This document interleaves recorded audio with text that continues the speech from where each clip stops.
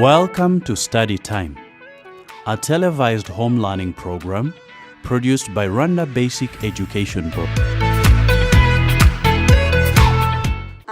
Welcome Senior 2 class, chemistry class. I'm Teacher Scovia, your chemistry teacher as always. You're most welcome for today's lesson. So today we are continuing with the unit 2 that we had started in the previous lesson, which is trends in properties of elements in the periodic table. All right? Trends in properties of elements in the periodic table. From there, having lesson 2, which is trends in reactivity for metals and non-metals. Reactivity for metals and non-metals. So what do we need to put into consideration here?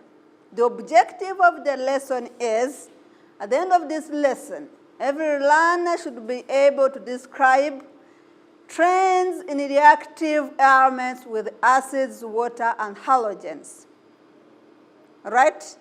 Acids, water, and halogens. How do they react with metals and non-metals? All right? So everybody pick a pen and a notebook and try to write some of the important things that we're going to discuss together here. All right? Are you ready? Can we start off? Good, we can start. So, the activity of metals. We start by looking at the metals. All right? The reactivity of metals. So you remember the periodic table in the previous lesson. So in the previous lesson, we had discussed the periodic table. We have tried to see the classification of periodic table. We said that the periodic table is classified in 3 classes. We have the metals, the metalloids, and non-metals. All right? The metals, non-metals, and metalloids. So there we are going to start by looking at the reactivity of metals. How do metals react? All right? So we start by looking, when we say the reactivity of metals, or the reactivity of elements, we're going to look at them in 2 ways. We're going to look at down a group and across a period. All right? So the chemical reactivity of metals increases on going down in a group. All right? So you remember in the periodic table when we take group 1 elements, you remember the periodic table, those in group 1, we have lithium, we have sodium, potassium, and the rest for the case of the first 20 elements of the periodic table. In our level here, Senior 2, we put emphasis on the first 20 elements of the periodic table. If you can recall, in the previous lesson we talked of that in Senior 2 we put emphasis on the first 20 elements of the periodic table, right? So let's take just these 3 elements that we find in the periodic table that are common to all of us in Senior 2. Leave out the rubidium, calcium, and francium, but also in group 1, among the 118 elements of the periodic table. So take an example of this. These are group 2 elements. I mean group 1 elements as you move down a group. All right? So when you move down a group, this is what we mean. Down a group from lithium, sodium, potassium, blah, blah, blah, till the last. The reactivity increases. Why? Why do we say the reactivity increases? So the reason being that lithium has got how many atomic number? 3. Lithium has got 3. Atomic number 3, which is electronic configuration 2, 1. Sodium has got how many atomic numbers? Sodium has got atomic number which is 11. Electronic configuration being 2, 8, and 1. Right?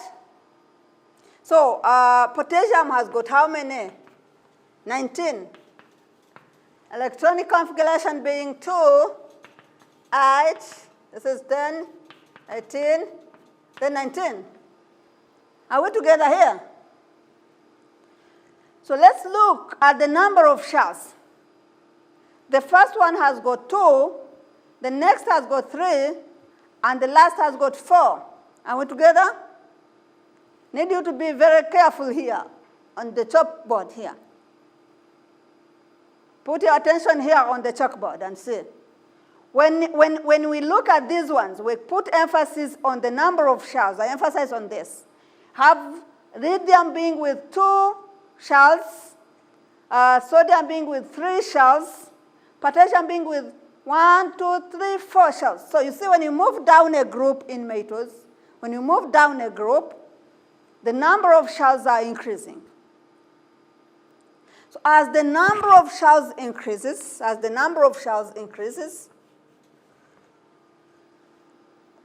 the attraction force from the nucleus. First of all, the atomic radius increases. What is atomic radius? That is the distance from the nucleus to the outermost shell. So the diameter or the radius increases. So when the radius increases, the attraction force also increases from the nucleus. Because it is that force from the nucleus that tries to fight for the electron not to go. Since when we talk of reactivity, we are talking of the element to donate or to gain electron. For metals, it is to donate electron. So that capacity to donate electron, that is the reactivity. So for the ones with more number of electrons, so they all have the same number of electrons in the outermost shell, you can see. They are the same, 1, 1, 1, when you move down a group. But the difference lies in the number of shells. All right? So when the number of shells increases, the attraction force from the nucleus that to resist for electron to be donated reduces. All right? It reduces. So the one with 2 electrons will be hard, it will be very hard for this to lose electron than this, and this will be hard than this, since the number of shells increases. Right? Is it clear to everybody?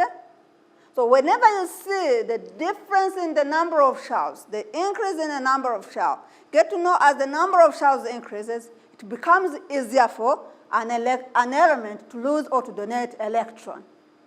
So as you move down a group, the reactivity increases. So potassium is more reactive than sodium, and sodium more reactive than iridium as you move down a group. You get me? That is for metals. And down a group. So how about across a period? How about across a period? Look on the slide. On the slide. We are saying for metals, as you move across a period, this is what we are saying. When you move from left to right in a period, the chemical reactivity of elements first decreases. It decreases. For the first element we are referring to, stop here. For non-metals here, you stop here. When you move across a period for metals, it decreases. It will only increase for non-metals, and we're going to see reasons there. But let's first talk about for non-metals. Why does it decrease when you move across a period? So this is, these are elements in the same period. Sodium, right? Magnesium, aluminum.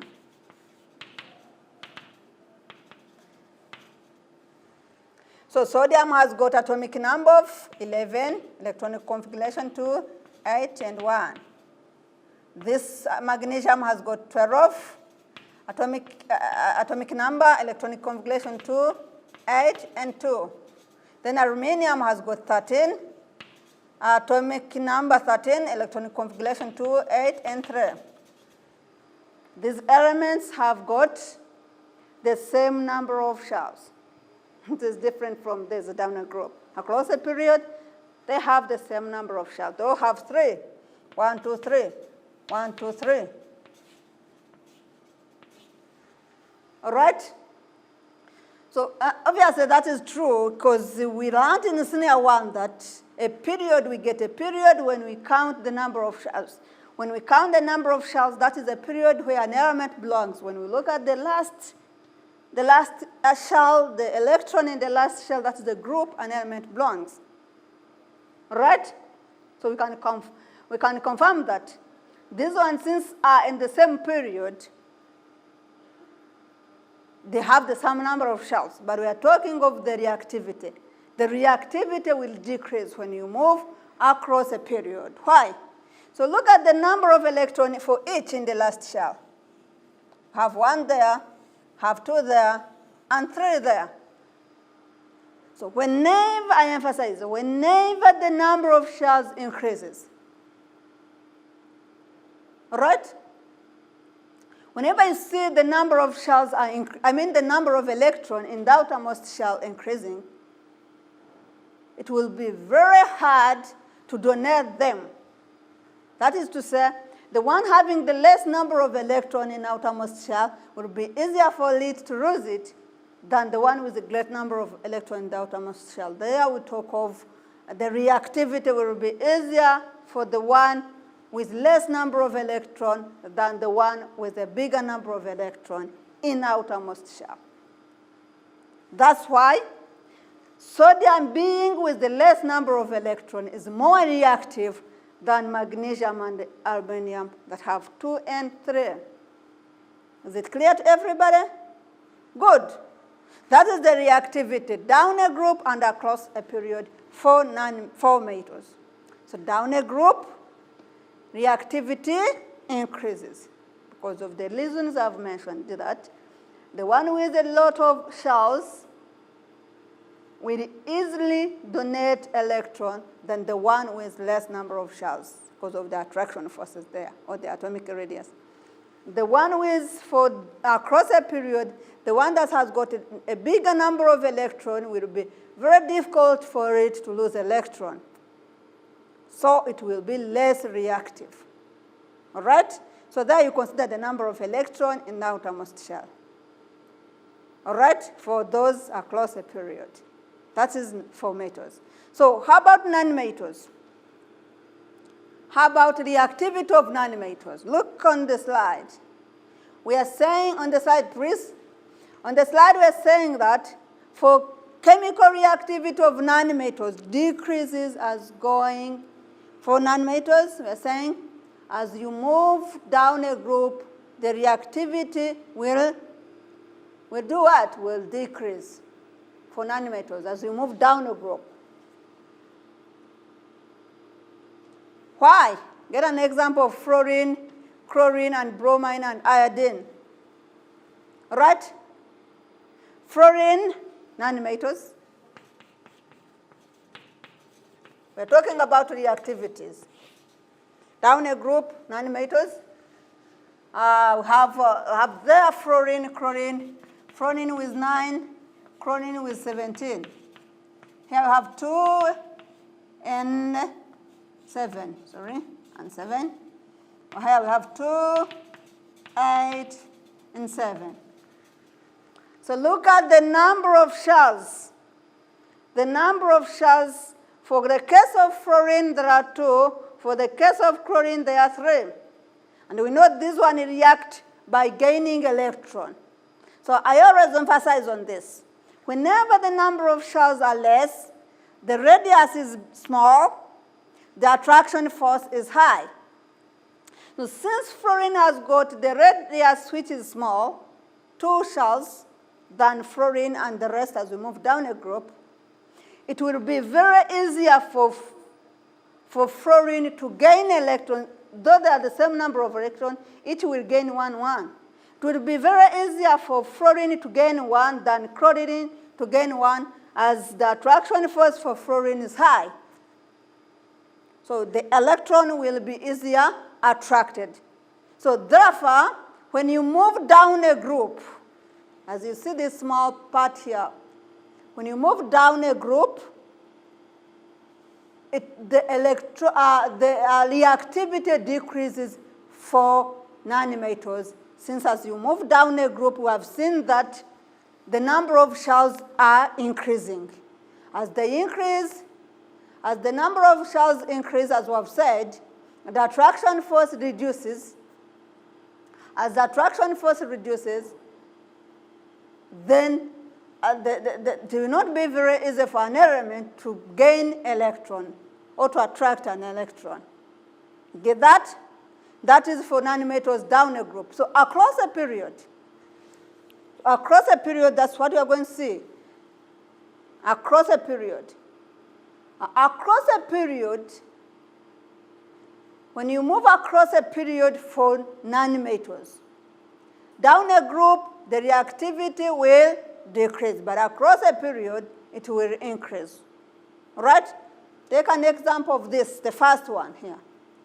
Have phosphorus, we don't include the silicon since it is a metroid. It takes the characteristics of metals or nanometers depending on an element it has reacted with. But take an example of phosphorus. Phosphorus, sulfur, chlorine as we move across a period. So as we move across a period for nanometers, the chemical reactivity increases. Take an example of phosphorus and silicon there. Phosphorus and sulfur. Phosphorus. It has got atomic number of 15, right? It has atomic number of 15. Sulfur 16. So let's see electronic configuration. That is 2, 8, and 5. Then this one is 2, 8, and 6. All right? We're saying that the reactivity will increase. Why does it increase? As we move across a period. This one will gain how many? To become stable. You remember we said to become stable, it has to be with 8. You need to gain 3. This one will gain how many? It will gain 2. So as the number of electrons to be gained becomes small, the reactivity will increase. So you see, it will be very easy to gain 2 than to gain 3. So as you move across a period for nanometers, the number of electrons to be gained will be less, regardless that the number of shells are the same, will be less. As they become less, we can continue to chlorine. Chlorine is 17, all right? It is 2, 8, 7. It will gain 1. See? So as we move across a period, phosphorus, sulfur, chlorine there. Phosphorus, chlorine, sulfur, and chlorine. This will need to gain 3, to gain 2, it will gain 1. So the number of electrons that are needed to become stable, that are supposed to be gained are less, go on reducing. The attraction force, the reactivity will also increase. So it can be easier for you to ball 2 than to ball 3, and to ball 1 than to ball 2. So as the number of electrons becomes small, to be gained, the reactivity will increase. That's why across a period for nanometers, reactivity will increase. Think you get that? That is the small summary for that. So as you move down a group for nanometers, reactivity will decrease.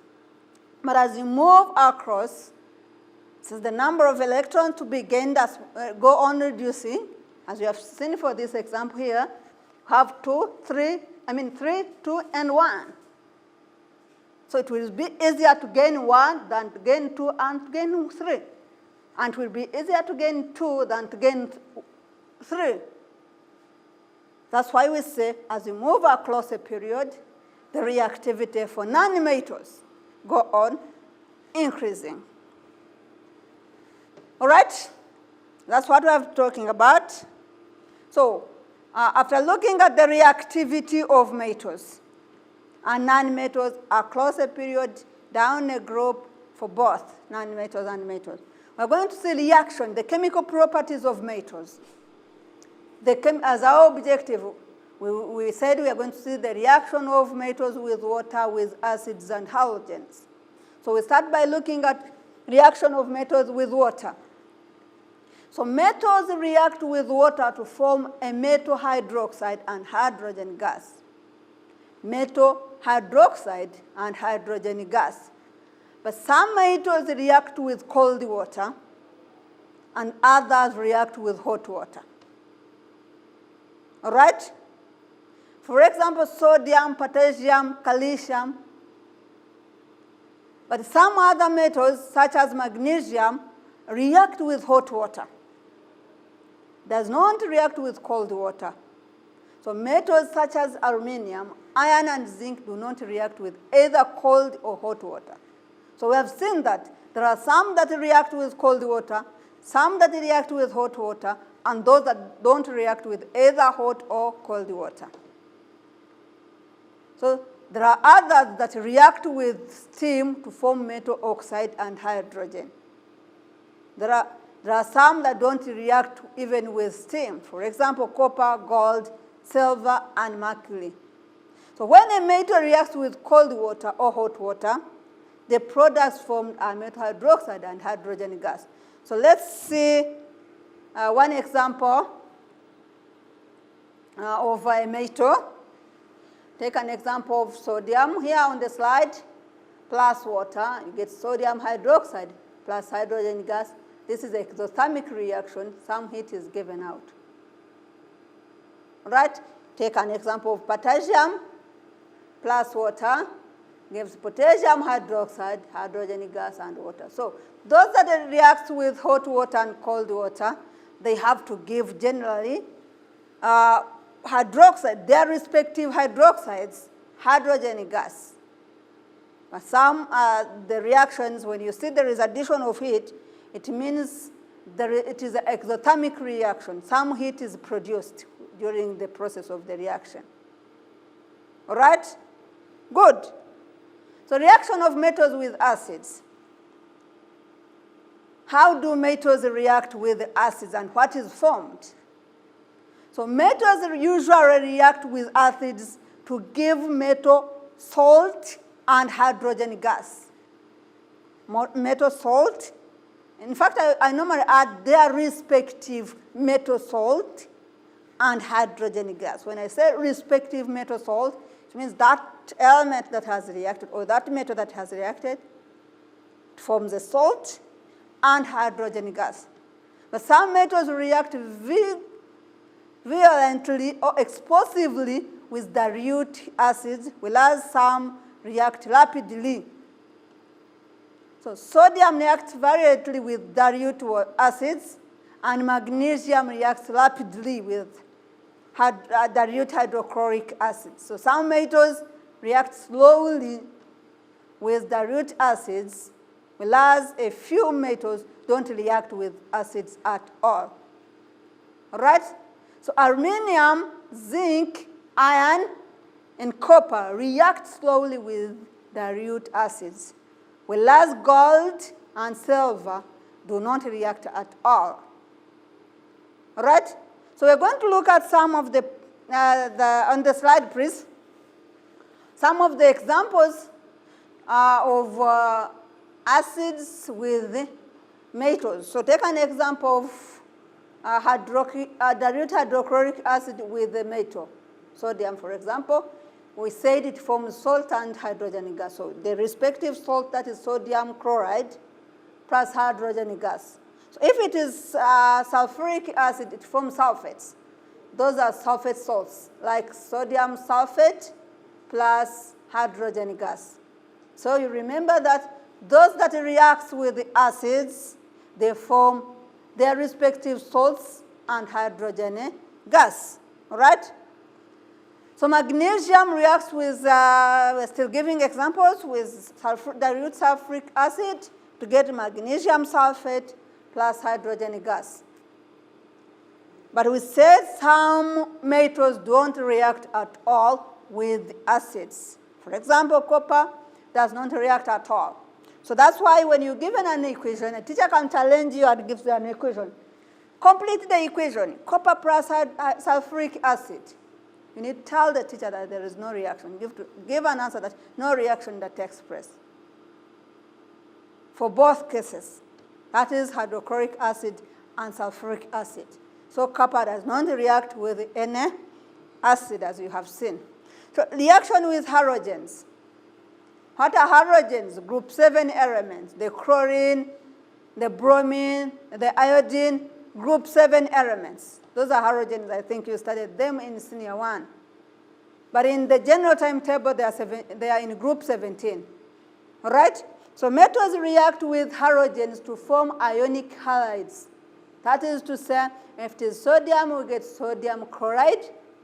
If it is calcium, we get calcium chloride. If it's aluminium, aluminium chloride, iron chloride. So in places of chlorine, you can put iodine, you can put ester. That is sodium iodide or sodium bromine. You just replace chlorine with any other halogen there. All right? Think everybody has achieved what we had planned in the objective. And now we can go home with these small trial questions, whereby number 1, they are talking of dash is a gaseous form of water. So water in a form of a gas, how do we call it? Because we said some elements react with hot water, some elements react with cold water, some elements react with what? That is a form of water, another kind of water in a gaseous form. We have talked about that. Metals react with water, number 2. Metals react with water to form metal oxide and hydrogen gas. Is it true or false? Is there some metals that react with water to form metal oxide and hydrogen gas? Did we say that metals react with water to form metal oxide and hydrogen gas? If it is true, you say true. If it is not true, you say false, because we have talked about that. Number 3, we have the question is, metals react with steam to form metal hydroxide and hydrogen gas. Is it true? Do we say that metals, when they react with steam, they form metal hydroxide and hydrogen gas? The last one is just complete and balance those questions. You just complete and balance these questions. All right? Then you do even the last numbers, number 5, number 6, and number 7, which is gold and silver reacts with dilute acids. Hydrogen gas is not evolved when mixed with when it reacts with metal. Metals react with chlorides to form ionic compounds. Is it true or false? So you try to attempt those questions in your free time. Then when we come back here, we shall try to see them together here. So thank you so much for your good attention. Let's meet in the next lesson. Next time, bye.